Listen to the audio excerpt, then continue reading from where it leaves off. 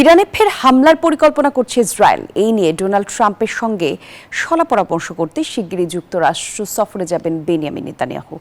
ইসরায়েলের অভিযোগ, ইরান তাদের ব্যালিস্টিক ক্ষেপণাস্ত্র কর্মসূচি পুনরায় জোরদার করছে, এমন তথ্য জানিয়ে প্রতিবেদন প্রকাশ করেছে এনবিসি নিউজ। তবে বরাবরের মতো নিজেদের পারমাণবিক কর্মসূচি সম্পূর্ণ শান্তিপূর্ণ বলে দাবি করেছে তেহরান।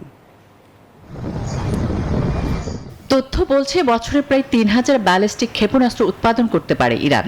এটি ইসরায়েলের কাছে এখন সবচেয়ে বড় হুমকির বিষয়। যদিও ইরানের দাবি তাদের পারমাণবিক কর্মসূচি সম্পূর্ণ শান্তিপূর্ণ এবং এটি কেবল বিদ্যুৎ উৎপাদন ও চিকিৎসা গবেষণার জন্য পরিচালিত হচ্ছে। পদ্মা সেতু, মেট্রো রেল এবং এলিভেটেড এক্সপ্রেসওয়ে নির্মাণের গর্বিত অংশীদার বসুন্ধরা সিমেন্ট। তবে খামেনির দেশের এমন দাবি মানতে নারাজ নেতানিয়াহু প্রশাসন।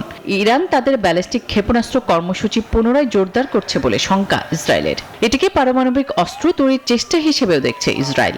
এই অজুহাতে ইরানে ফের হামলার কথা ভাবছে Netanyahu Sarkar. Kidnapping scores of women, children and elderly, even Holocaust survivors. এই লক্ষ্যে ডোনাল্ড ট্রাম্পের সঙ্গে শলা পরামর্শের জন্য শিগগিরই ওয়াশিংটন যাচ্ছেন নেতানিয়াহু।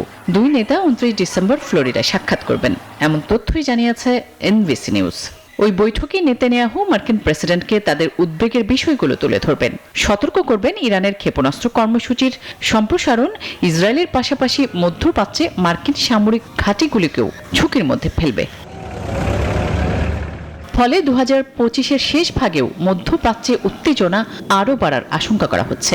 চলতি বছরের জুনে ইরানের বিরুদ্ধে সামরিক অভিযান চালায় যুক্তরাষ্ট্র ও ইসরায়েল।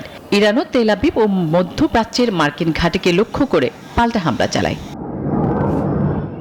আসমাতুল্লি, নিউজ 24।